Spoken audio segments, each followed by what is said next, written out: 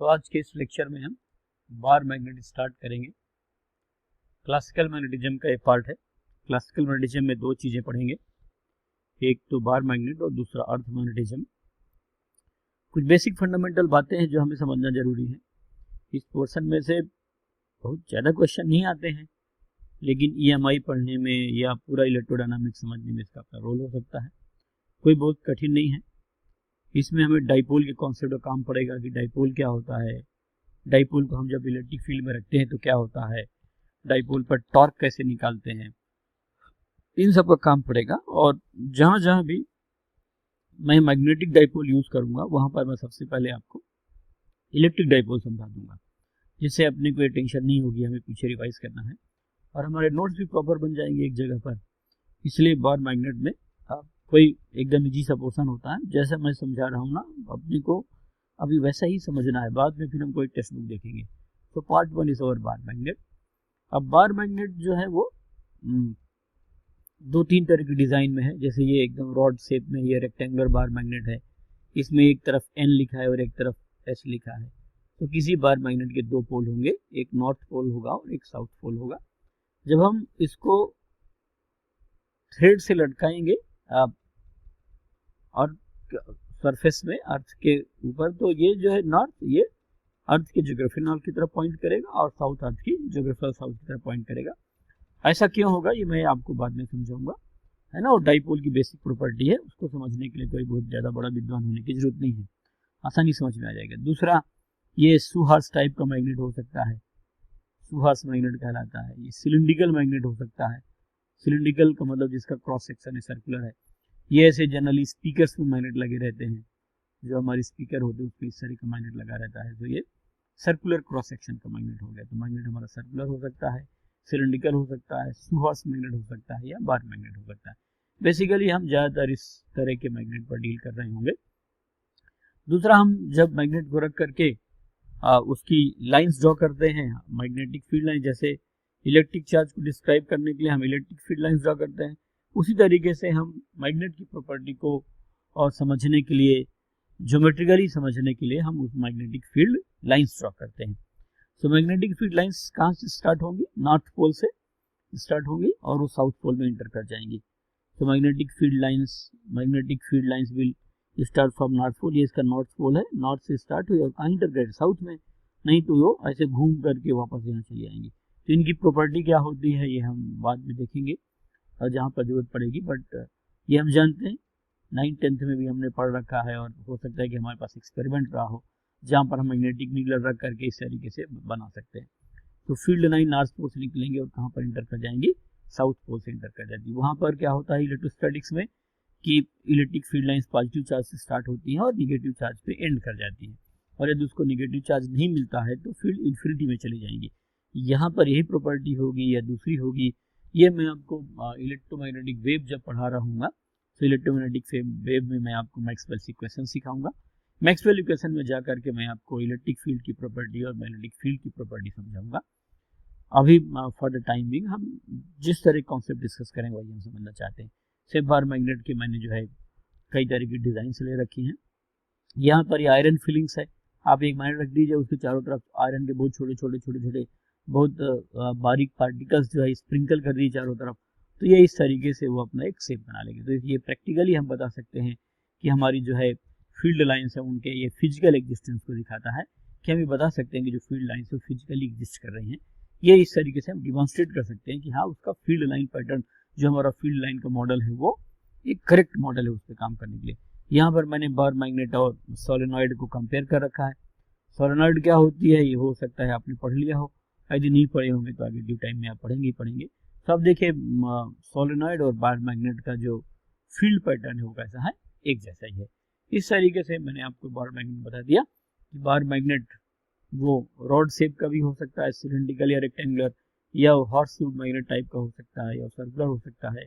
और bar magnet के अपने जो फील्ड पैटर्न है वो किस तरह का हो सकता है ये हमने समझ लिया। अब इसमें हम आगे चल करके एक एक छोटे छोटे टॉपिक्स कवर करेंगे। तो सबसे पहला है कि जैसे हम यहाँ पर एक बार मैग्नेट बना लेते हैं, ये इसके एंड्स हो गए बार मैग्नेट के। अब हम इसमें पोल्स बताएंगे। सो ये यहाँ से यहाँ तक जो उसकी लेंथ है ये ज्योमेट्रिकल लेंथ कहलाती है, geometrical length, geometrical length of the bar magnet. अब होता क्या है कि जो एंड है उसके थोड़ा अंदर पोल्स का जो सिचुएशन है थोड़ा सा अंदर होता है। सो मान लिया मैंने ये साउथ पोल है और इधर वाला नॉर्थ पोल है। So this is south, this is south pole,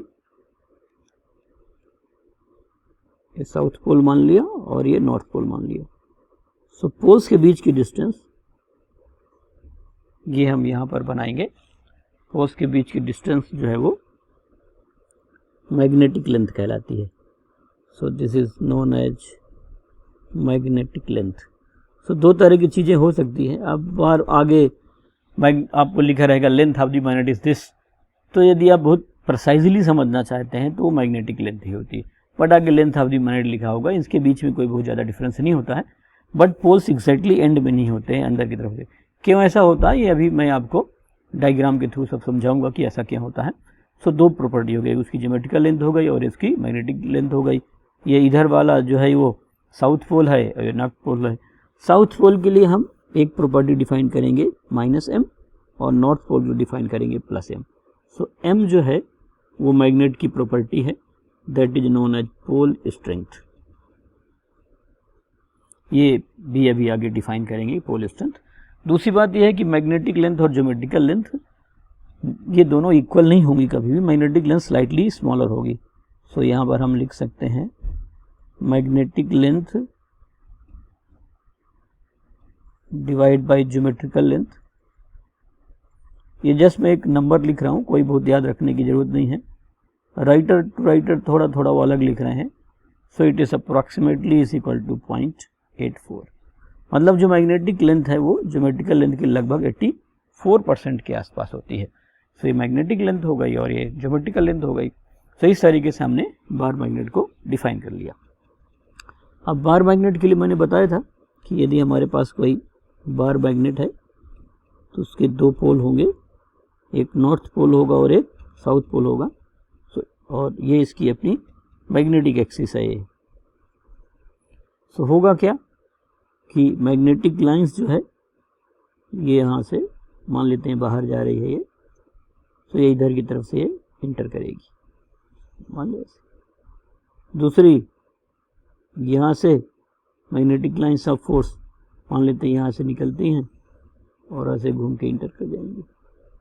तो इस तरीके से हम बता सकते हैं। यहाँ पर भी ऐसे होगा, मैग्नेटिक लाइंस बाहर से निकलेंगी और अंदर। तो यहाँ पर ये बाहर से जा रही हैं और यहाँ पर इंटर करके ऐसे आ जाएंगे। यहाँ पर भी ऐसे होगा, मैग्नेटिक फील्ड नॉर्थ पोल से निकलेंगी और साउथ पोल में इंटर कर जाएंगी। तो ये जहाँ से बाहर आ रही हैं, जिस रीजन से बाहर आ रही हैं और इधर जहाँ इंटर कर रही हैं वो हम बता सकते हैं। तो जहाँ से बाहर आ रही हैं वो नॉर्थ पोल कहलाएगा और जहाँ इंटर करेंगे वो साउथ पोल कहलाएगा। जो साउथ पोल है उसकी पोल स्ट्रेंथ -m से लिखूंगा और जो नॉर्थ पोल है उसकी पोल स्ट्रेंथ +m से लिखूंगा। तो हम अभी आगे चल करके इसको डिस्कस करेंगे पोल स्ट्रेंथ क्या होता है। सो हमारे मैग्नेट की दो बेसिक प्रॉपर्टी हो गई। एक उसके दो पोल होते हैं। पोल की स्ट्रेंथ को बताने के लिए हम पोल स्ट्रेंथ टर्म यूज करते हैं, जिसको मैं m से यहाँ पर लिख रहा हूँ। अब इसमें छोटे छोटे कुछ पॉइंट वाइज हम सीखने की कोशिश करेंगे। तो सबसे पहली प्रॉपर्टी है बार मैग्नेट की magnetic dipole moment. Magnetic dipole moment. So हर बार मैग्नेट जो है वो एक मैग्नेटिक डाइपोल होता है। मैग्नेटिक मोनोपोल एग्जिस्ट नहीं करते, हमेशा मैग्नेट डाइपोल के फॉर्म में एग्जिस्ट करेगा। ऐसा क्यों होता है, क्यों मैग्नेटिक मोनोपोल एग्जिस्ट नहीं करते हैं, ये अभी यहाँ नहीं समझेंगे। वो जब मैं आपको इलेक्ट्रोमैग्नेटिक वेव पढ़ाऊंगा तो वहाँ पर मैं आपको मैक्सवेल्स इक्वेशन सिखाऊंगा और वहाँ पर मैं आपको इंटरप्रेट करना सिखाऊंगा कि why magnetic monopole does not exist. So a magnet is a magnetic dipole. पहली बात यहाँ पर लिखना है, ए मैग्नेट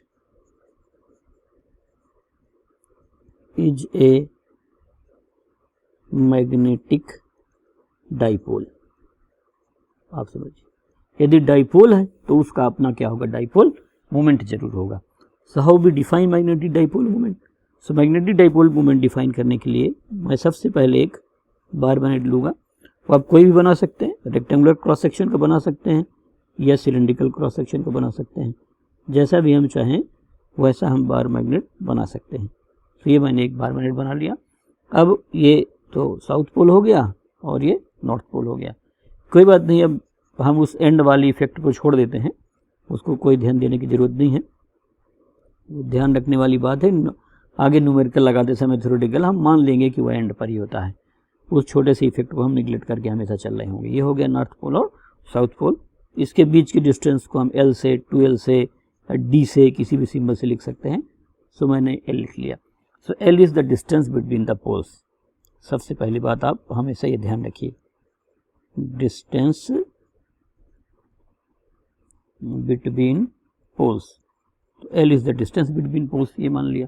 तो इसका जो मैग्नेटिक डाइपोल मोमेंट है वो कैसे डिफाइन करेंगे। Magnetic dipole moment is defined as pole strength into L। So magnetic dipole moment हम लोग ऐसे डिफाइन कर सकते हैं। मैग्नेटिक डाइपोल मोमेंट एक वेक्टर क्वांटिटी होगी जिसकी डायरेक्शन जो है वो कहाँ से कहाँ तक होगी, south pole to north pole, मतलब निगेटिव चार्ज से पॉजिटिव चार्ज की तरफ होगी। सो इसका जो डायरेक्शन होगा, ये मैग्नेटिक डाइपोल मोमेंट एक वेक्टर क्वांटिटी है। सो यहाँ पर हम यदि बनाना चाहें सो इसका मैग्नेटिक डाइपोल मोमेंट m हो गया, जिसकी डायरेक्शन किधर से किधर है, साउथ पोल से नॉर्थ पोल की तरफ है। सो जो मैग्नेटिक डाइपोल मोमेंट m है वो किसके इक्वल हो गया, pole strength into distance between poles,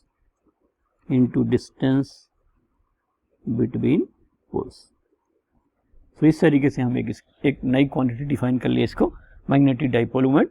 so magnetic dipole moment is defined as the product of pole strength of the magnet and length distance between the magnet. तो magnet के बीच के distance से हम इसको क्या कर सकते हैं, डिफाइन कर सकते हैं। अब दूसरा ये है कि पोल स्ट्रेंथ क्या चीज़ होती है। सो पोल स्ट्रेंथ को डिफाइन कर लेते हैं हम। तो सेकंड है पॉइंट, आवर पोल स्ट्रेंथ। कुछ छोटी छोटी चीज़ें हैं जो मैं अभी आपको समझा रहा हूँ, इसके बाद एक कॉन्सेप्ट एकदम क्लियर हो जाएगा हमारा। पोल स्ट्रेंथ समझने के पहले हमें सबसे पहले करंट लूप और डाइपोल मोमेंट समझना होगा। सो सपोज मैं मान लेता हूँ कि मेरे पास यहाँ पर एक ही करंट कैरिंग वायर हो गई, सर्कुलर वायर। इसमें करंट कितनी जा रही है, आई जा रही है। सो जब मैं इसे लूँगा तो ये हर करंट लूप जो है, every current loop behave like a dipole. So ये मेरी एक करंट लूप है और मैग्नेटिक फील्ड में आप पढ़ लिए होंगे कि हर एक करंट लूप डाइपोल की तरह बिहेव करती है, जिसका अपना डाइपोल मोमेंट होगा। तो मैंने मान लिया कि ये डाइपोल मोमेंट म्यू है। अब यदि करंट कैसे जाएगी, एंटी क्लॉकवाइज जाएगी। तो जिधर करंट चल रही है उस राइट हैंड की फिंगर को करंट की तरफ मोड़िए, तो आपका जो ऊपर की तरफ अंगूठा होगा वो किसको डिफाइन करेगा, आपके डाइपोल मोमेंट को। तो your dipole moment is in the direction of your thumb. ये जो लूप है, यदि इसमें करंट कैसी एंटी क्लॉकवाइज है तो आप अपने राइट हैंड को इस करंट की तरफ घुमाएंगे। यदि ये राइट हैंड को करंट की तरफ घुमाएंगे तो आपका थंब कहाँ पॉइंट करेगा, ऊपर की ओर। तो आपका डाइपोल मोमेंट भी किधर की तरफ है, ऊपर की ओर। सो इस लूप का जो मैग्नेटिक मोमेंट है, जिसको मैग्नेटिक डाइपोल मोमेंट बोलते हैं, वो किसके इक्वल होगा, I × A के होगा। जो भी करंट कैरिंग वायर होती है वो अपने चारों तरफ एक मैग्नेटिक फील्ड सेटअप करती है और हर करंट लूप का अपना मैग्नेटिक डाइपोल मोमेंट होगा, because that behaves like a magnetic dipole. ये हो गया। तो हम इस तरीके से बता सकते हैं। इसी तरीके से है हम इलेक्ट्रॉन के लिए बता सकते हैं कि यदि हमारे पास कोई इलेक्ट्रॉन है सपोज,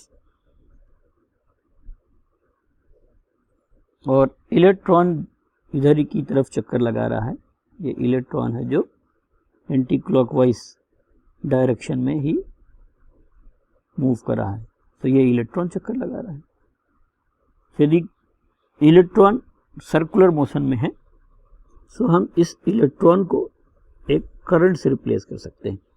यदि वो काफ़ी ज़्यादा स्पीड से किसी सर्कल में चक्कर लगा रहा है तो हम ये मान सकते हैं कि हमारा ये इलेक्ट्रॉन नहीं होकर के एक करंट है। यदि इलेक्ट्रॉन एंटी क्लॉकवाइज जा रहा है तो आपकी करंट किधर जाएगी, क्लॉकवाइज डायरेक्शन में जाएगी। अब ये करंट हो गई आपकी, मान लो करंट आई है, कितनी करंट होगी आप सब निकालना सीख रखे हैं। यदि आगे कहीं पर मुझे ज़रूरत पड़ेगी तो मैं आपको वहाँ पर कैलकुलेशन करके ज़रूर बता दूंगा। तो इसका भी अपना डाइपोल मोमेंट होगा, इसका डाइपोल मोमेंट म्यू नीचे की तरफ इस बार पॉइंट करेगा, और ये जो म्यू है किसके इक्वल होगा, आई इंटू ए के इक्वल होगा।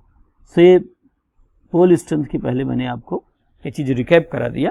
यदि हमारे पास कोई करंट लूप है और उस करंट लूप में करंट एंटी क्लॉकवाइज जा रहा है तो उसका डाइपोल मोमेंट अपवर्ड होगा, और यदि करंट कहाँ जा रही है, क्लॉकवाइज जा रहा है, तो मैग्नेटिक मोमेंट उस लूप के कहाँ पर होगा, अंदर की तरफ होगा। इट विल पॉइंट इनवर्ड, अंदर की तरफ। यदि लूप को हम इस कागज के प्लेन में माने तो वो जो डाइपोल मोमेंट है वो इस प्लेन के परपेंडिकुलर और अंदर जा रहा है, और यहाँ पर जो डाइपोल मोमेंट है वो इस प्लेन के परपेंडिकुलर है और कहाँ आ रहा है, ऊपर आ रहा है।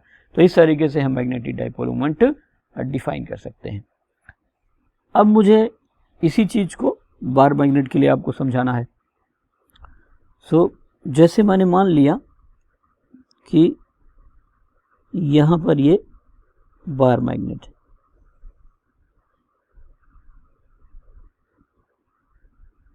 ये बार मैग्नेट मान लिया मैंने। अब बार मैग्नेट का एक छोटा सा सेक्शन कंसीडर करता हूं मैं। एक छोटा सा सेक्शन बार मैग्नेट का कंसीडर कर लिया जाए। तो सपोज मैं ये वाला एक पोर्शन बार मैग्नेट का कट करके बाहर ले लिया ये,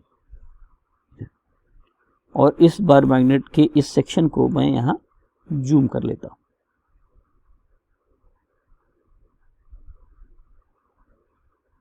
ये मैंने बना लिया, ये बार मैग्नेट का ये सेक्शन हो गया। अब होगा क्या कि हर जगह अंदर मटेरियल में एटम होंगे, एटम के अंदर इलेक्ट्रॉन होंगे। मैग्नेट हम केवल उस मटेरियल का बना सकते हैं जिसके अंदर अनपेयर्ड इलेक्ट्रॉन होंगे।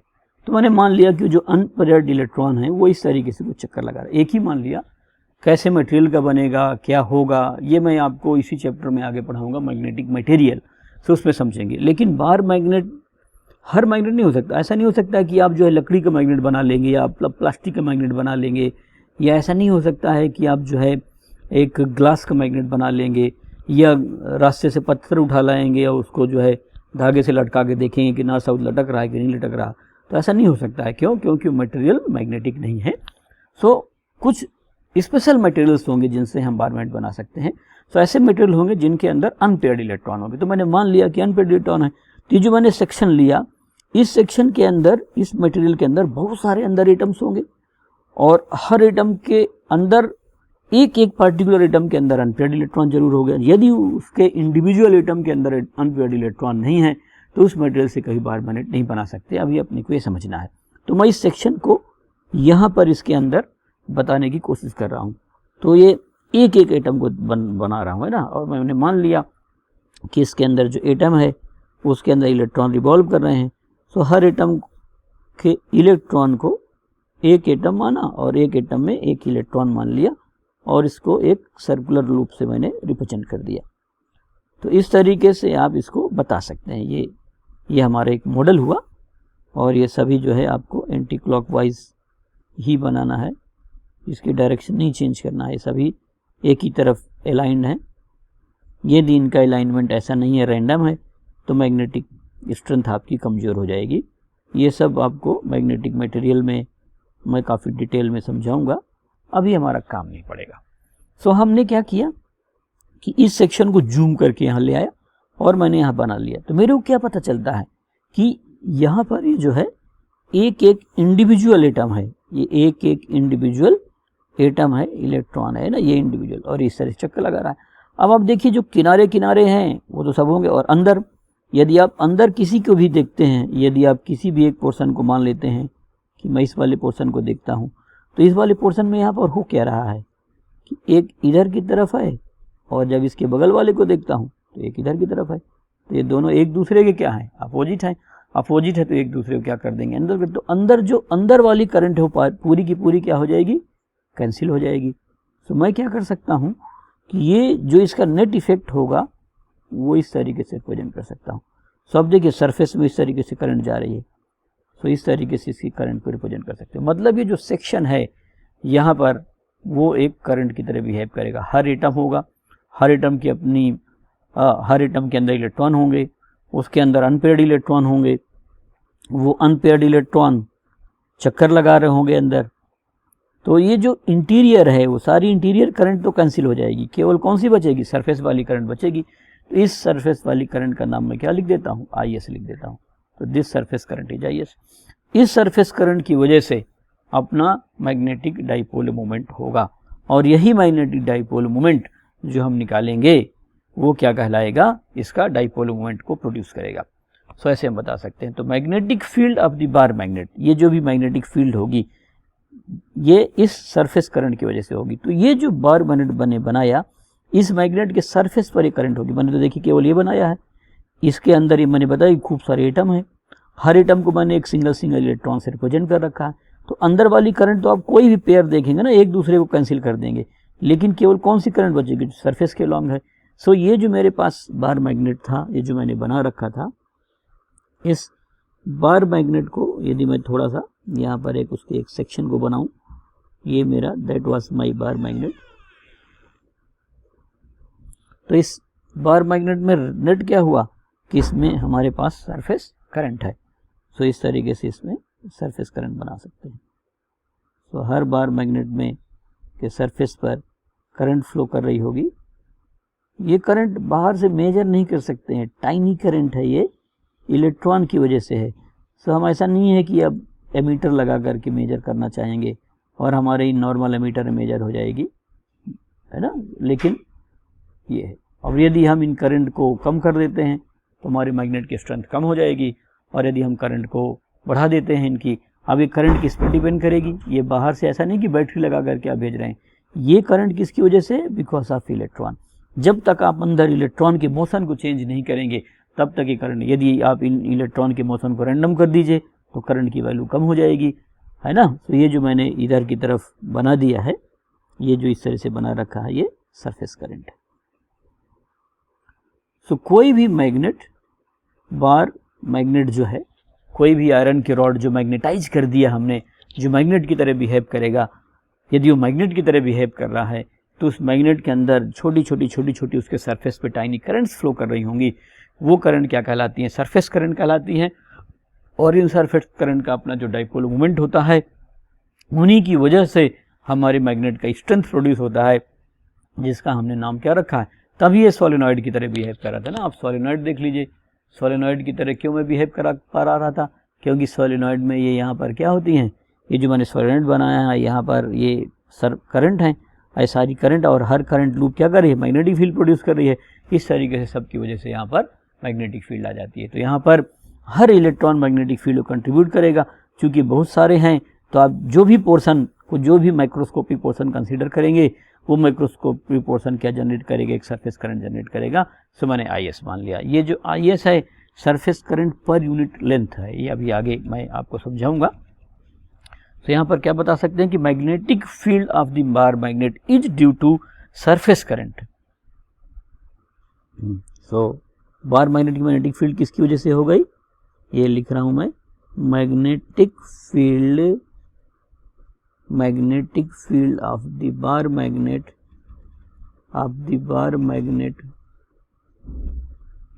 is due to surface current, surface current किस वजह से प्रोड्यूस हुई है, because of motion of the electron. Surface current is produced by, ये भी लिख लेता हूँ, surface current is produced by, है ना। सो नेक्स्ट लिख देता हूँ मैं, surface current is produced by motion of electrons,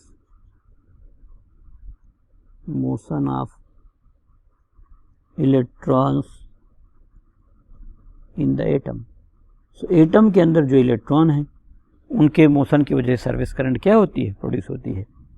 सो मैंने मान लिया, let IS surface current per unit length. Per unit length, ये मान लिया।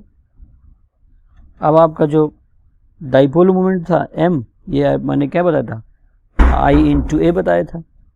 सो I कितना हो जाएगा, IS इंटू लेंथ टोटल और एरिया ए, ये I टोटल I हो गया क्योंकि पर यूनिट लेंथ पर है, IS इंटू एल आ गया। अब जो ये होता है that is pole strength into L and this is IS into L into area A, तो एल से एल मैंने कैंसिल हो कर दिया। सो जो पोल स्ट्रेंथ है वो किसके इक्वल हो जाएगा, IS into A K. So pole strength depends on two factors, one is the surface current and another is the area of cross section of the magnet. तो इस तरीके से हम पोल स्ट्रेंथ बता सकते हैं। तो आप देखिए मैंने आपको क्या क्या बता दिया। एक तो यहाँ देखे थे कि मैग्नेट की दो प्रॉपर्टी होंगी, उसके दो पोल होंगे, दो पोल के बीच की लेंथ हमने एल लिख लिया। यहाँ पर अभी आगे सिखाऊंगा यहाँ कैसे लिखेंगे। यदि मैं यहाँ और यहाँ देखना चाहूँ तो केवल ये लेंथ लेना पड़ेगा अपने को, यहाँ तो केवल ये लेंथ लेनी होगी। इस तरह की कोई कैलकुलेशन हम यहाँ परफॉर्म नहीं कर रहे हैं। इसके बाद मैंने आपको ये सिखा दिया कि हर मैग्नेट की दो प्रॉपर्टी होंगी, एक उसका पोल स्ट्रेंथ होगा और दूसरा उसका डाइपोल मोमेंट होगा। तो पहला मैंने आपको सिखाया मैग्नेटिक डाइपोल मोमेंटम। तो मैग्नेटिक डाइपोल, उस मैग्नेट के एक ये साउथ पोल हो गया, साउथ पोल की प्रॉपर्टी हो गई माइनस एम लिख दिया, इसको plus M, and that is called the pole strength. तो एल डिस्टेंस बिटवीन पोल्स है और ये जो डाइपोल मोमेंट है that is pole strength into distance between the poles. अब आगे मैंने आपको पोल स्ट्रेंथ सिखाया कि पोल स्ट्रेंथ क्या होता है। तो पोल स्ट्रेंथ के लिए सबसे पहले बताया कि यदि हमारे पास कोई करंट है तो उससे एसोसिएटेड डाइपोल होगा। यहाँ पर भी मैग्नेट जिस मटेरियल से बना हुआ है उसके अंदर जो एटम है, एटम के अंदर अनपेयर्ड इलेक्ट्रॉन होंगे और हर इलेक्ट्रॉन इस तरीके से मूव कर रहा है जिसको मैं एक करंट की तरह क्या कर सकता है, रिप्रेजेंट कर सकता हूँ। लेकिन है क्या कि अंदर बहुत सारे एटम है, ये करंट से एक दूसरे के अपोजिट है जो कैंसिल हो जाएंगी, तो केवल एक सरफेस करंट बचेगी।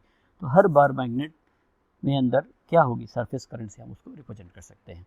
ये अब surface current per unit length कितनी मान लिया, let IS is the surface current per unit length, unit length में टोटल लेंथ मैंने कितनी मान लिया, मान लेता हूँ मैं L मान लिया है ना। इसकी जो टोटल लेंथ है वो तो मैंने रिप्रेजेंट कर दिया कितनी, L, that is your total length.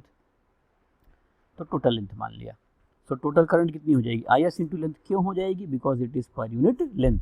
So total current जो होगी I जो टोटल करंट है that will be is equal to IS मान लेता हूँ। So this is total current by L, I की वैल्यू हो जाएगी IS इंटू लेंथ, ये हो गया, और एरिया ए। और जो डाइपोल मोमेंट था वो पोल स्ट्रेंथ इंटू एल है, एल से एल कट गया तो पोल स्ट्रेंथ आ गई सरफेस करंट इंटू एरिया। अब आप जब तक सरफेस करंट नहीं चेंज करेंगे या एरिया चेंज नहीं करेंगे तब तक पोल स्ट्रेंथ चेंज नहीं हो सकती है। अब मैं इसमें आपको कुछ क्वेश्चन करा देता हूँ। सो एक छोटा सा क्वेश्चन स्टार्ट करते हैं कि pole strength of a bar magnet, pole strength of a bar magnet, pole strength of a bar magnet is M, ये है। Find the pole strength, find its pole strength, its pole strength when it is cut into two equal parts. मैंने magnet को काट दिया into two equal parts. Magnet काट दिया, first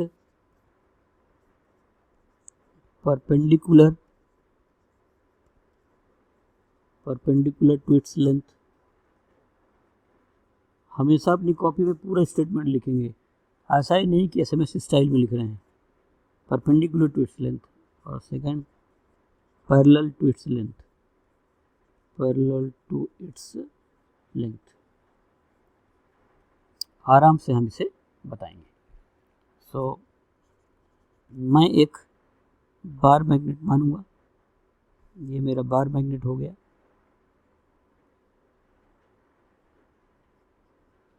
इस bar magnet का ये साउथ पोल, ये नॉर्थ पोल, इस मैग्नेट की लेंथ L और इस मैग्नेट का एरिया A, ये मैंने मान लिया। अब है क्या कि जो पोल स्ट्रेंथ है वो अभी मैंने आपको बताया है कि पोल स्ट्रेंथ, देख लें आप, यहाँ दिखाया मैंने, pole strength is IS into area. So pole strength से जो मैग्नेट है हमारा ओरिजिनल वो सरफेस करंट इनटू एरिया के बराबर है, ये पोल स्ट्रेंथ हो गया। अब मेरा क्वेश्चन क्या कहता है, फर्स्ट क्वेश्चन, कि मेरे को तो इस मैग्नेट को कट कर देना है इसके लेंथ के परपेंडिकुलर। तो ये लिया भाई मैंने, लेंथ मेरे पास L थी और मैंने यहाँ से इसको कट किया।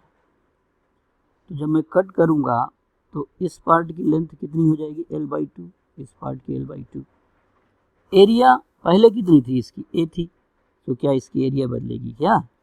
कट करने के बाद भी जो हमें पोर्शन मिलेंगे, ये भले यहाँ से कट कर दिए मैंने, ये अलग अलग टुकड़े हो गए, तो एरिया नहीं बदली और सरफेस करंट नहीं बदलेगी, क्योंकि IS पर यूनिट लेंथ है। तो ना तो मेरे पास सरफेस करंट बदली और ना ही एरिया बदला। तो ये जो पहले -m था वो अभी भी -m रहेगा और ये अभी भी +m रहेगा। ऐसा क्यों हो गया? क्यों? IS चेंज नहीं हुआ, डज नॉट चेंज। क्यों? क्योंकि पर यूनिट लेंथ है, यूनिट लेंथ पर है, टोटल लेंथ पर डिपेंड नहीं करती।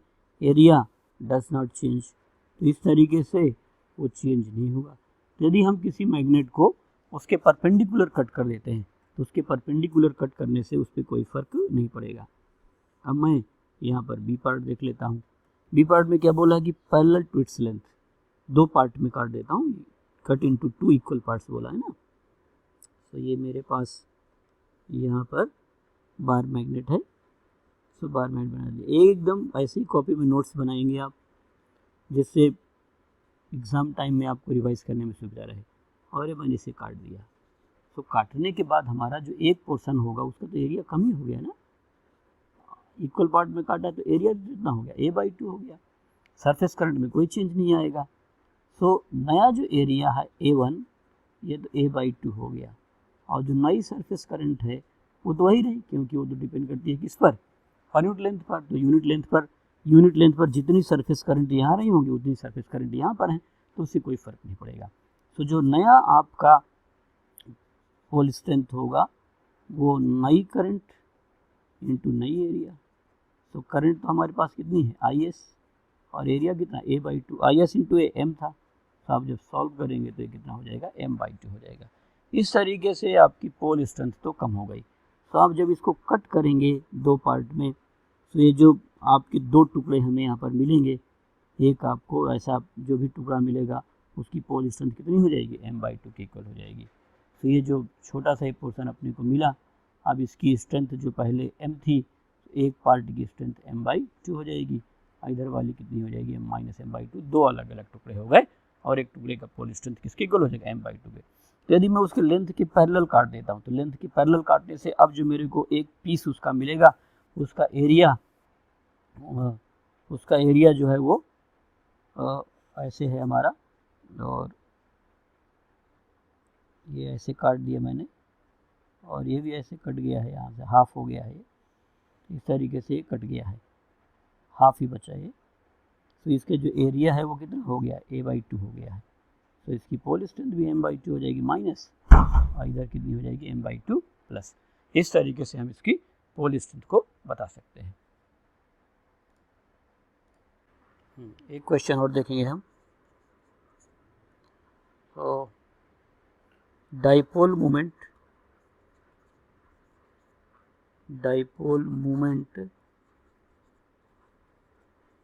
of a bar magnet is M. Find its dipole moment. When magnet is cut into two equal parts। ये दो बड़े इंपॉर्टेंट क्वेश्चन है जो पहले कई बार आ रखे हैं। फर्स्ट है perpendicular to its length, magnet को कट कर दिया perpendicular to its length. Second, parallel to its length, length की पैरेलल कट कर दिया और परपेंडिकुलर कट कर दिया। ठीक है, तो आप देखिए सोल्यूशन में, सबसे पहले मैं एक बार मैग्नेट बनाऊंगा। ये बार मैग्नेट है, इसकी एरिया ए मानूंगा, इसकी लेंथ एल मानूंगा, ये वाला साउथ पोल मानूंगा, ये north pole, so it is -m, ये +m। सो इसका जो डाइपोल मोमेंट है m, वो किसके इक्वल होता है? Pole strength into length. ये हो गया बस। और पोल स्ट्रेंथ हमें पता है, ये मैंने अभी आपको सिखा दिया है पीछे, आप डायरेक्ट वहाँ से लिख सकते हैं। तो ठीक है, फर्स्ट लगाया जाए। So when magnet is cut perpendicular to its length. So first है perpendicular to length, perpendicular to length. So मैंने मैग्नेट जो मेरे पास था, ये मैग्नेट है,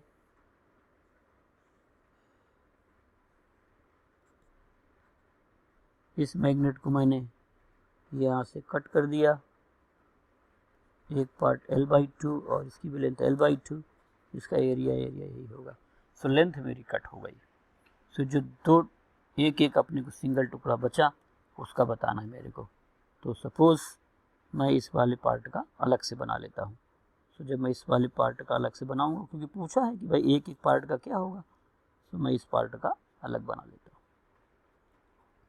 तो परपेंडिकुलर काट करने से पोल स्ट्रेंथ में कोई फर्क नहीं पड़ता है। तो m रहा, ये -m रहा, जो नया टुकड़ा हुआ m हो गया और ये -m हो गया। एरिया आपके पास a पहले थी, अभी भी है, और यहाँ पर लेंथ कितनी L/2 हो गई। अब इसका जो पोल स्ट्रेंथ है, मान लेता हूँ कि डाइपोल मोमेंट, इस मैग्नेट का डाइपोल मोमेंट m1 हो गया। तो m1 किसके इक्वल हो जाएगा? पोल स्ट्रेंथ कितनी है m, वो चेंज हुई नहीं, और लेंथ कितनी हो गई L/2, तो mL/2 हो गया। अब ml तो पहले वाले का था, तो पहले कितना m/2। इसका मतलब यदि आप अपने मैग्नेट को बीच से काट देते हैं परपेंडिकुलर टू लेंथ, तो जो आपको एक पार्ट मिलेगा उसका पोल स्ट्रेंथ किसके इक्वल हो जाएगा? m/2। तो काट करने के बाद इसका भी m/2 होगा और इसका भी कितना होगा? m/2 होगा। इस तरीके से हमने लगा लिया। Second, parallel to length, parallel to length. तो मैंने उसे कट कर दिया है पैरेलल टू लेंथ। तो ये भी आप आसानी से बताएंगे हम। ये मेरे पास एक मैग्नेट है,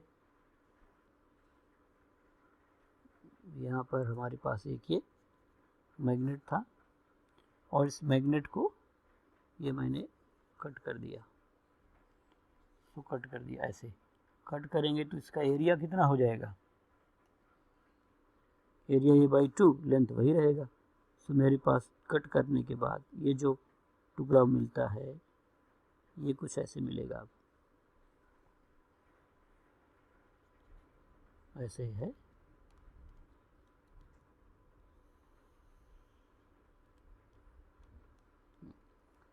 सो एरिया तो किसके इक्वल हो गया? A/2 के। एरिया यदि हाफ हो गया, तो मान लो ये साउथ पोल था, ये नॉर्थ पोल, ये -m और ये +m, तो सबसे पहला इफेक्ट ये आएगा कि एरिया हाफ होते ही m/2 हो जाएगा। So it will become -m/2, और ये भी m/2। लेंथ L थी और अभी भी लेंथ मेरे पास कितनी है? L होगी। इसका डाइपोल मोमेंट कितना मान लेता है? m2। तो m2 की वैल्यू किसकी इक्वल हो जाएगी? नया पोल स्ट्रेंथ किसकी इक्वल है? m/2 इंटू लेंथ के, और mL/2 is your original dipole moment, तो ये भी आ जाएगा m/2। सो मैग्नेट को आप जब दो इक्वल पार्ट में कट करेंगे, चाहे वो परपेंडिकुलर टू लेंथ काटे या पैरेलल टू लेंथ काटे, तो उसके कट करने से जो है उसका डाइपोल मोमेंट हाफ हो जाएगा। सो हम जब मैग्नेट को पीस पीस में काटते चले जाते हैं, सो वो एक नया मैग्नेट बनता है, और उस जो नया मैग्नेट बनेगा उसमें भी दो पोल होंगे। आप कभी पोल अलग नहीं कर पाएंगे, लेकिन पोल स्ट्रेंथ कितनी होगी वो इस बात पर डिपेंड करेगा कि आपको काटते समय उसका एरिया चेंज हुआ है या काटते समय एरिया चेंज नहीं हुआ। यदि आप इस तरह कट करते हैं कि मैग्नेट की एरिया कम हो जाती है, तो उसकी पोल स्ट्रेंथ कम हो जाएगी, और यदि एरिया कम नहीं होती तो पोल स्ट्रेंथ कम नहीं होगी। ऐसा क्यों है, ये मैंने आपको बता रखा है कि जो उसकी पोल स्ट्रेंथ है वो सरफेस करंट पर डिपेंड करती है। Surface current per unit length थी, तो यूनिट लेंथ पे तो वही रहेगी, और एरिया जब तक चेंज नहीं करेंगे तब तक जो है वो उसकी पोल स्ट्रेंथ कम नहीं होगी। सो हमारे पास एक क्वेश्चन है, dipole moment of each magnet is m. Find net dipole moment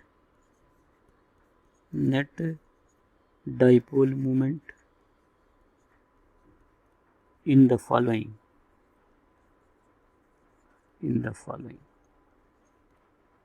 ठीक है, क्वेश्चन नंबर 1 कई सारे पार्ट करेंगे हम। तो हमें मैग्नेट दिया है, एक मैग्नेट ये दे रखा है, इसका साउथ पोल नॉर्थ पोल। दूसरा मैग्नेट हमारे पास और एक दिया हुआ है, ये this is our second magnet, south pole north pole. तो इसका ही पोल स्ट्रेंथ m है, इसका ही पोल स्ट्रेंथ m है। ठीक है, सॉल्व करके देखते हैं इसको। सो पोल डाइपोल मोमेंट किधर से किधर होता है, साउथ टू नॉर्थ। तो ये भी साउथ टू नॉर्थ है और ये भी साउथ टू नॉर्थ है। सो पहले वाला जो मैग्नेट है मेरा, उसका भी डाइपोल मोमेंट इधर है, ये m इसी डायरेक्शन में है, दूसरे वाला भी इधर ही है। सो दोनों का जो डाइपोल मोमेंट है वो सेम डायरेक्शन में है, इसलिए जो रिजल्टेंट डाइपोल मोमेंट होगा, दो वेक्टर ऐड कर देंगे, सो m plus m। So total dipole moment किसकी इक्वल हो जाएगी, रिजल्टेंट 2m की इक्वल। तो यदि आप दो मैग्नेट इस तरीके से आपस में चिपका कर रख देते हैं, तो जो नेट रिजल्टेंट डाइपोल मोमेंट मिलेगा वो डबल मिलेगा। मतलब हमारे पास मैग्नेट की स्ट्रेंथ क्या हो गई, डबल हो गई। तो हम दो रख लिए। अब मैं ऐसे करता हूँ कि सेम यही दो मैग्नेट ले लेता हूँ, ये यहाँ south pole north pole, south pole north pole ये हो गया। एक दूसरा मैग्नेट भी मैं ले लेता हूँ, एकदम ऐसे रख दिया है, एक दूसरे के ऊपर रख दिया, ये नॉर्थ पोल मान लिया और ये साउथ पोल। क्वेश्चन में हमें पता ही है कि इनका डाइपोल मोमेंट किसके इक्वल है, m के। हम मेरे को ये वाले को बताना है। सो जो पहला वाला है उसका डाइपोल मोमेंट तो इधर की तरफ होगा m, और जो दूसरा वाला है साउथ टू नॉर्थ, डायरेक्शन और dipole moment is from south to north. Dipole moment is a vector quantity and is direction is from south pole to north pole. तो ये इधर है, दोनों वेक्टर एक दूसरे के अपोजिट है। जब आप ऐड करेंगे m रिजल्टेंट, एक में से दूसरे को माइनस कर देंगे, तो रिजल्टेंट डाइपोल मोमेंट किसके इक्वल हो जाएगा, 0 के इक्वल हो जाएगा। सो आपको नोट करने वाला पॉइंट क्या मिल गया यहाँ पर, कि डाइपोल मोमेंट एक वेक्टर क्वांटिटी होती है। So dipole moment, magnetic dipole moment बोलेंगे, dipole moment m is a vector quantity, and its direction is from south pole to north pole, S to N। इसकी जो डायरेक्शन है वो south pole से north pole की तरफ होती है, ये आपको ध्यान रखना है बस। ठीक है, south pole to north pole, ये इधर m हो गया और इधर हो गया, पहले मैग्नेट का हो गया, दूसरे का हो गया, और मैंने चूंकि वेक्टर है तो वेक्टर को वेक्टर के तरीके से क्या कर दूंगा, मैं इसको ऐड कर दूंगा। अब आप जो है एक थर्ड क्वेश्चन लगा के देख लीजिए कि मेरे पास एक मैग्नेट ये है, this is south pole and this is north pole, और एक यहीं से दूसरा मैग्नेट बना देता हूँ मैं, ये एक दूसरा मैग्नेट हो गया, ऐसे बना दिया, and this is south and this is north, इसमें बताना है।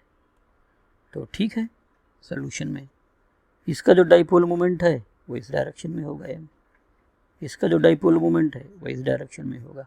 तो हमारे पास दो वेक्टर हो गए, एक वेक्टर तो यहाँ हो गया ये, और एक वेक्टर हो गया ये। तो दोनों के बीच में कितना डिग्री का एंगल है, 90 डिग्री का एंगल है दोनों वेक्टर के बीच में। तो 90 डिग्री का एंगल है, तो m रिजल्टेंट किसके इक्वल हो जाएगा, under root m square plus m square. So जो रिजल्टेंट डाइपोल मोमेंट होगा वो किसके इक्वल हो जाएगा, अंडर रूट 2 इंटू m। तो इस तरीके से आप नेट डाइपोल मोमेंट बता सकते हैं। नेक्स्ट है कि हमारे पास ये ऐसे दिया हुआ है मैग्नेट, यहाँ पर ये ले लिया और ऐसे ले लिया साउथ पोल और ये नॉर्थ पोल, और यहाँ साउथ पोल और ये नॉर्थ पोल। ठीक है, मेरे को लगता है कि आप बहुत आसानी से बता पाएंगे। साउथ टू नॉर्थ ये पहले वाले का डाइपोल मोमेंट हो गया, और ये साउथ टू नॉर्थ ये दूसरे वाले का हो गया। उससे कोई फर्क नहीं पड़ता है आप कहाँ बनाते हैं, ये भी एम और ये भी एम हो गया।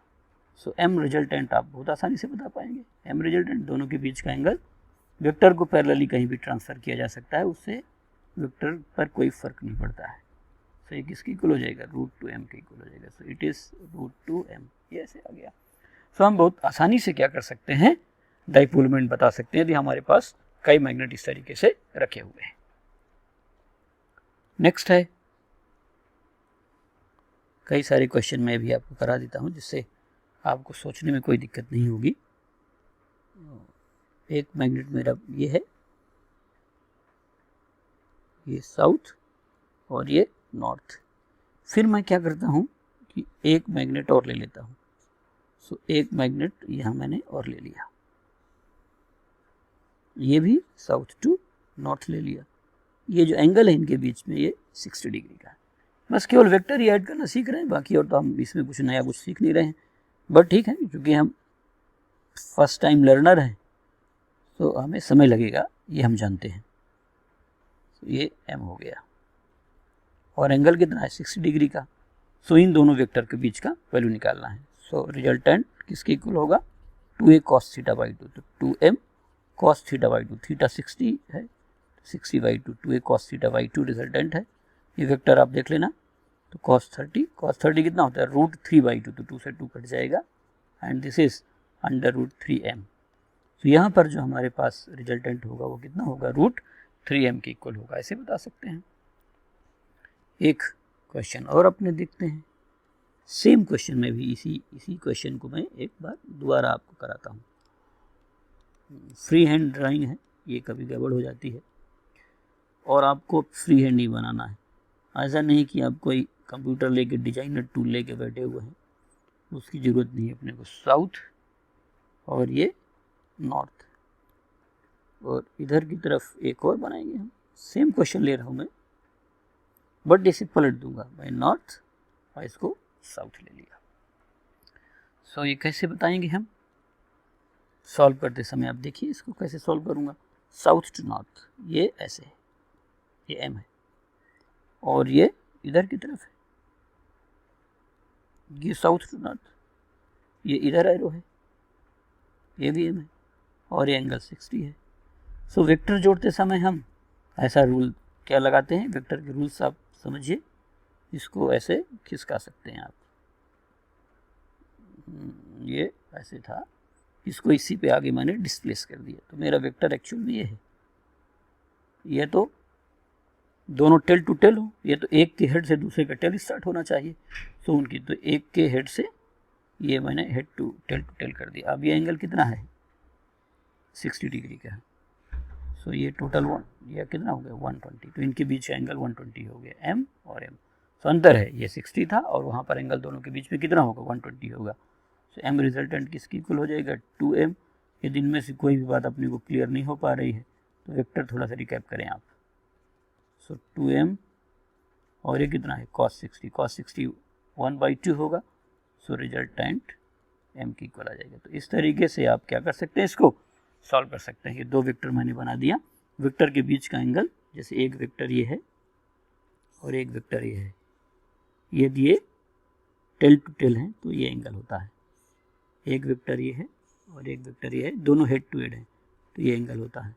यदि एक वेक्टर ये है और दूसरा यहाँ से जा रहा है, सो एक वेक्टर की डायरेक्शन से दूसरे के बीच का एंगल लेते हैं, ये इधर से ये बाहर वाला, एक वेक्टर की डायरेक्शन से दूसरे पर जाने के लिए। तो इस तरीके से हम इसके एंगल्स बता सकते हैं। 6 क्वेश्चन हो गए, एक मैं आपको और बता देता हूँ यहाँ पर। सो यहाँ पर आप ले सकते हैं, ये एक साउथ पोल और ये नॉर्थ पोल, फिर यहीं पर एक ये बना लिया और एक यहाँ बना लेता हूँ मैं। सो एक मैग्नेट ये है, एक मैग्नेट यहाँ है, ऐसे 4 मैग्नेट बना लिया। साउथ नॉर्थ, ये नॉर्थ साउथ, नॉर्थ साउथ, और यहाँ पर मैं साउथ और नॉर्थ कर लेता हूँ। इसको बनाना है तो आसान है। पहले वाले का वेक्टर एम, ये फर्स्ट हो गया, साउथ टू नॉर्थ, सेकंड हो गया, ये साउथ टू नॉर्थ थर्ड हो गया, और ये साउथ टू नॉर्थ फोर्थ हो गया। तो जहाँ से चले थे वहीं वापस आ गए, एम एम। तो इनिशियल और फाइनल जो है बराबर है, तो एम रिजल्टेंट 0 हो गया। ये इसको कैंसिल कर देगा, ये इसको कैंसिल कर देगा, तो टोटल रिजल्टेंट क्या हो गया, एम और इसके अपोजिट एम माइनस एम। यदि आप नीचे वाले को प्लस मानते हैं तो ऊपर वाला माइनस हो जाएगा। वेक्टर जोड़ने आते होंगे, मैंने कोई बहुत कठिन रूल लगाया नहीं है वेक्टर ऐड करने के लिए। तो इस तरीके से हम डाइपोल मोमेंट निकाल सकते हैं। ये तीसरी कैटेगरी क्वेश्चन है जो अपने से पूछा गया है। तो इस क्वेश्चन में है कि हमारे पास एक मैग्नेटिक वायर दी हुई है। ये एक वायर मान लिया, मैग्नेट आप वही रॉड मान लीजिए, थोड़ा पतला मान लीजिए आप बार मैग्नेट। ये एक तरीके से हमारे पास मैग्नेटिक वायर है। इसकी pole strength plus M minus M, इसकी लेंथ कितनी दिया हुआ है, एल दिया हुआ है, ये हमें पता है। और इसका जो डाइपोल मोमेंट है वो एम मान लेता हूँ, ये दिया हुआ है। So dipole moment of the magnetic wire is M. So dipole moment of the magnetic wire is m. Find dipole moment in the following. Find dipole moment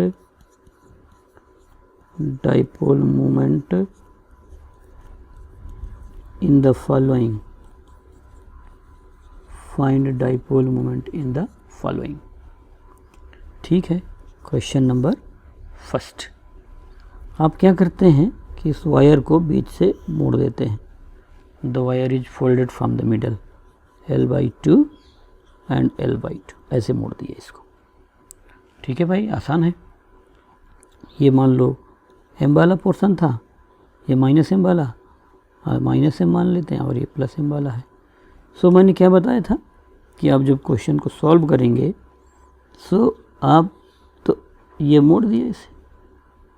सो ये माइनस एम साउथ पोल और ये north पोल हो गया, ये L/2 L/2 है। सो जो magnetic length होती है वो क्या बताया था, that is the distance between south pole and north pole. ये L होता है आपका बेसिकली। तो मैं इसको यहाँ x से डिनोट करता हूँ, L/2 सो पहले आप इस x की वैल्यू निकालिए। तो x किसके इक्वल हो जाएगा, √L²/4 प्लस L²/4। तो ये हो जाएगा कितना, L²/2। तो x की जो वैल्यू है वो L/√2 हो जाएगी। अब डाइपोल मोमेंट कितना हो जाएगा, मोड़ने से m पे तो कोई फ़र्क पड़ेगा नहीं, तो मैग्नेटिक मोमेंट और ये x हो गया। So magnetic moment magnetic pole strength is m और इट इज़ L√2। ये जो ओरिजिनल था m, ये किसके इक्वल था, m is equal to m into L, that was original. तो ml की वैल्यू दिया है अपने को कैपिटल M। सो ये फर्स्ट मान लेता हूँ m1। तो m1 जो आएगा वो किसके इक्वल हो जाएगा, m/√2 के। तो ऐसे बता सकते हैं, इजी था, है ना। हमारे पास एक वायर है, वायर का डाइपोल मोमेंट m है, केवल ये दिया हुआ है, बाकी तो हमने बना लिया था m इंटू एल। मैंने वायर को बीच से मोड़ दिया, मोड़ा तो अब ये वाली होगी, this is the distance between the poles. इसमें सिखा रखा है मैंने कि m इंटू एल में l is the distance between the poles, तो पोल के बीच की डिस्टेंस होती है वो। तो ऐसे हम यहाँ पर बता सकते हैं। दूसरा क्वेश्चन देखते हैं कि अब मैं उसी वायर को पकड़ करके ऐसे मोड़ दिया u, और एंगल कितना डिग्री का ले लिया, 60 डिग्री का। ये m है और ये -m है। ठीक है, सो आसानी से बताएंगे इसको हम। तो ये वाली डिस्टेंस अपने को निकालना पड़ेगा x। सो अब देखिए ये डिस्टेंस कितनी है l/2, ये भी डिस्टेंस कितनी है l/2। तो आमने सामने की साइड बराबर हैं तो उनके आमने सामने के एंगल ही बराबर होंगे। आप समझिए l/2 इसके सामने का एंगल, ये l/2 इसके सामने का एंगल, यदि दो साइड बराबर हैं तो उनके एंगल्स भी बराबर होंगे। ट्रायंगल के तीनों एंगल का सम 180 होता है, theta plus 60 is equal to 180। So this is 2 theta is equal to 120। Theta की वैल्यू किसकी इक्वल हो गई 60 की। एक तो ये कैलकुलेशन कर दिया मैंने। अब जब ये थीटा 60 है तो इक्विलेटरल ट्रायंगल हो गया, इसलिए x की वैल्यू तो किसके इक्वल हो जाएगी l/2 की इक्वल हो जाएगी। अब जो इसका डाइपोल मोमेंट होगा, डाइपोल मोमेंट होता है पोल स्ट्रेंथ m इंटू उसके बीच की डिस्टेंस x है। सो पोल स्ट्रेंथ m और x की वैल्यू l/2, तो m इंटू l/2 तो m/2 हो गया। सो ये m2 मान लेता हूँ मैं। सो m2 is equal to m/2 ऐसे आ जाएगा बस, ठीक है। तो मैंने इस तरीके से यहाँ पर इसको सॉल्व करके बता दिया। तो पोल स्ट्रेंथ हमारे पास आ गई कितनी m/2। अब यहाँ एक थर्ड क्वेश्चन और ले लिया जाए कि ये जो वायर है, इस वायर को जो लेंथ l है इसको मैंने उठा करके ऐसे सेमी सर्कुलर पार्ट में कर दिया, इट इज सेमी सर्कुलर। तो इसको ऐसे कर दिया, हाँ ये m और ये -m। सो इसको सॉल्व कर लिया जाए। सो मान लो रेडियस r है, ये भी r है। सो ये जो लेंथ है ये किसकी इक्वल होगी, length l will be is equal to pi r की। टोटल लेंथ 2 पाई r होती, आधी पाई r होगी। सो इस तरीके से हम बता सकते हैं। तो r की वैल्यू कितनी हो गई l/पाई। अब यहाँ से यहाँ तक की जो डिस्टेंस है वो मान लेता हूँ मैं x है। सो x की वैल्यू किसकी इक्वल हो जाएगी 2r के। तो 2r का मतलब कितना हो गया 2l/पाई। सो m3 किसकी इक्वल हो जाएगा पोल स्ट्रेंथ इंटू x, तो m इंटू 2l/पाई और ml कितना होता है m। सो अब जब इसको सॉल्व करेंगे तो 2m/पाई आ गया। सो इस तरीके से इसको बता सकते हैं। ये भी एग्ज़ाम में आपके आया हुआ है। तो m3 is equal to this is 2m divide by pi, ये आ गया। अब एक छोटा सा क्वेश्चन और हम कर सकते हैं कि मैंने उस वायर को उठाया और यहीं पर ऐसे बंद कर दिया, ये बंद हो गया। तो इसका बताना है। तो आप देखिए सॉल्यूशन में दोनों पोल एक साथ ही आ गए, दोनों पोल एक साथ आ गए तो दोनों पोल के बीच की डिस्टेंस क्या हो गई 0 हो गई। सो उसकी डाइपोल मोमेंट भी 0 हो जाएगी। यदि आप इस तरह का कोई वायर को आपस से बंद कर देते हैं तो उसका डाइपोल मोमेंट ही अपने आप क्या हो जाएगा 0 हो जाएगा। सो इन सभी क्वेश्चन को एक बार देख लीजिए। इससे अधिक बार मैग्नेट के डाइपोल मोमेंट के कैलकुलेशन पर क्वेश्चन कभी भी नहीं आया और ना अपने को करना है।